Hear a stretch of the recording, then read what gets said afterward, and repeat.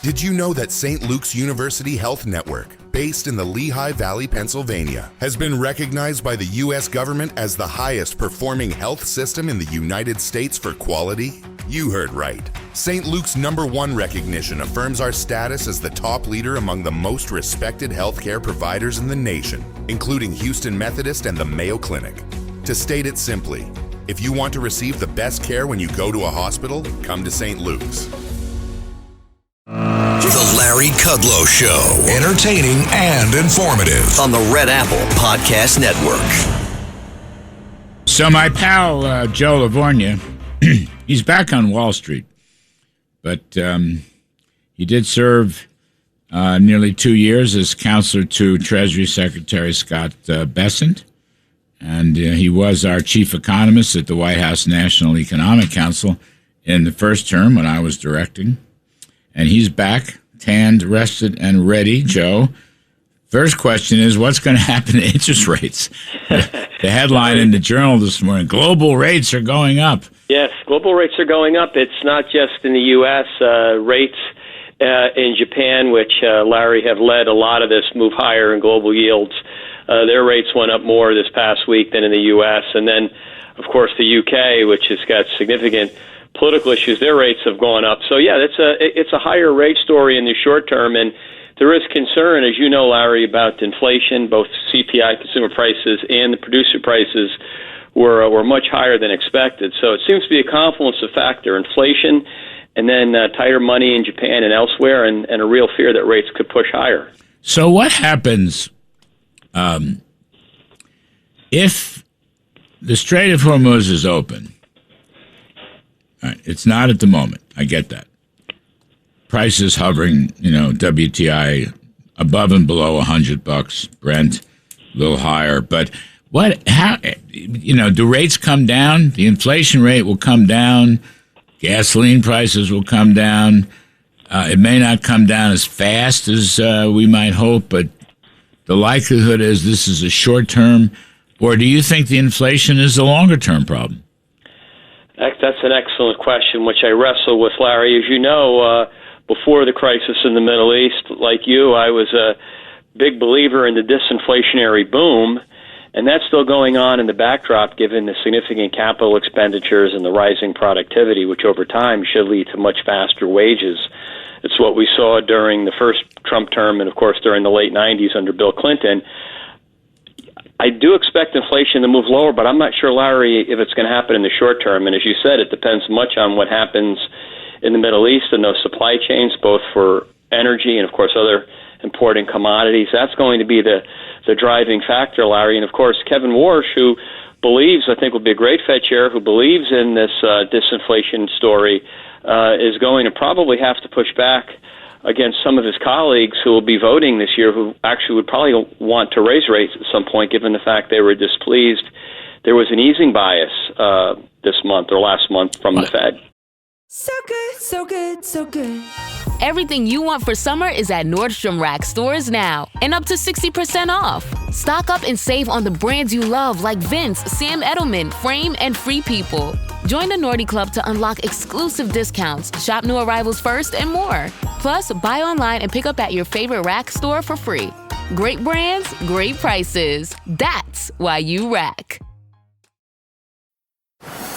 Ready to soundtrack your summer? With Red Bull Summer All Day Play, you choose a playlist that fits your summer vibe the best. Are you a festival fanatic, a deep end DJ, a road dog, or a trail mixer? Just add a song to your chosen playlist and put your summer on track. Red Bull Summer All Day Play. Red Bull gives you wings. Visit redbull.com/brightsummer ahead to learn more. See you this summer. Why would you raise, if you know it's temporary, why would you raise rates? I think that would just create a lot of confusion. It would, I guess. Yeah. Well, the story would be, Larry, that the benefits of the capital deepening AI tech boom or in the short term is actually adding to demand and absorbing existing supply. It's pushing up energy costs, that it's only longer term over the next several years this will play out. At least this would be the argument. And in the short term, with inflation having been above target for so long, in part because the Fed accommodated a massive unnecessary fiscal stimulus we got in 21, inflation expectations edge higher, and then the Fed gets worried, so that's why they want to try to arrest this potential spiral. That would be the reason why they would hike or talk about hiking. Well, so numbers came out, I guess, last week or 10 days ago. Non-farm productivity, 4-quarter change, 2.9%. It's a really strong number. And therefore, unit labor costs, right, wages less, compensation less productivity, are only 1.2%. And to some extent, that's like the base inflation rate in the economy, isn't it? Or certainly the basic wage inflation rate. And Yes, that's not impacted. I mean, what you get there is you get the productivity kicker, but you don't really. It's not really impacted by the energy story, which has not crept into wages yet. So I just, I just think it would be a big mistake for the Fed to start fine tuning like that. I mean, I really think that'd be a mistake.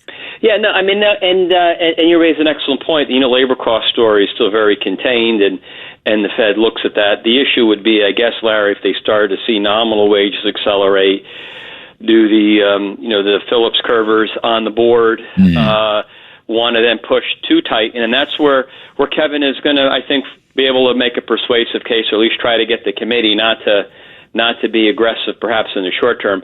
Unfortunately, the case for rate cuts right now just isn't there, and I think that was the case a few months ago. It's not there at the moment. But yes, I think probably tightening in the very near term is premature, and that's also a reason why, Larry, I should add why the market sold off this week. The futures market added about a little more than one full rate hike as the Fed's next move, but the market's not really expecting that to happen until June of 27. At first, I didn't think it was real. I woke up to this blinding light, and I was transported to another place. Pluto TV! Then I heard a voice. Come with me if you want to live. There were thousands of movies and shows, and they were all free. The truth is our It's just so beautiful.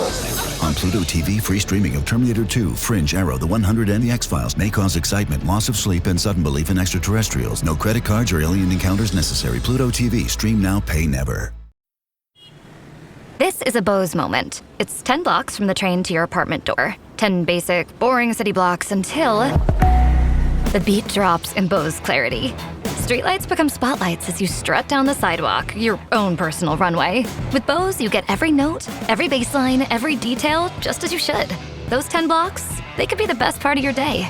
Your life deserves music. Your music deserves Bose. Find your perfect product at Bose.com. Well, I think the Fed should do nothing, Joe. Just do nothing. I was talking earlier with Art Laffer and Steve Forbes, and Kevin's got to settle in. Kevin Warsh, he's got to be sworn in. By the way, they're putting in Jay Powell in the meantime, which is so crazy. Yeah, we were just talking about that with John Carney. But putting that aside, he's got to get sworn in. He's got to sort of get a lay of the land. He's got to get his own team together. He's got to give a few early speeches, I suppose. I mean, I think he needs to have a longer range view of price stability and economic growth. Absolutely. And to his credit, Larry, he's talked about, downplaying the concept of forward guidance and talking all the time about the forecast, which I think it's important the Fed to be transparent and to be open where it can, but also know where it can fall short. And Kevin, I think, understands that. And you're right. If he has a longer-term approach, and I'm sure you'll see him and tell him, and if I see him, I'll do it as well. But I think he'll handle it okay. The issue is going to be, Larry, as you said earlier, is when is the strait open? When do we get back to normal? Yeah. And is that downslope in futures oil prices, is it accurate? If it is, you're right, then things will be temporary. The economy will accelerate late in the year, and 27 will be that boom maybe that we thought would happen in 26, but perhaps has got pushed out just a little bit into 27. Well, I'll tell you what, though. You got basic GDP in the first quarter was 2.5%, C plus I. And the Atlanta Fed's posting 4% for the second quarter. Now that moves around when the data comes in. But you got a very strong economy, Joe LaVorgna. No, you can. Yeah, absolutely. I think that the Atlanta Fed, I think the second quarter 4% number seems a bit too high to me because more inflation's running. Maybe you push more back into the first quarter.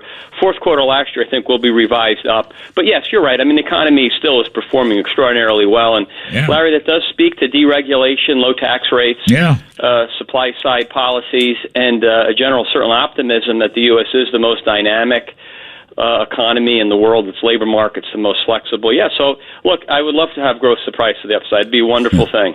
Listen, on the oil thing, we're not experiencing a supply shock. We have plenty of oil and gasoline in this country. Other places have a supply problem. We don't. We're getting a price adjustment. Okay, that's not nothing. $4.50 gasoline. I understand that can hurt some families, but it's not like in the 70s we had a supply shock because of bad economic policies and bad energy policies in general, and wage and price controls and all that. We don't have that now. So it's more expensive to drive a car. I get that, and a truck and so forth. But at least oil's there, gasoline's there, diesel's there. Guess we lost him. I didn't know. Anyway, Joe LaVorgna, I guess I lost you in the ether zone.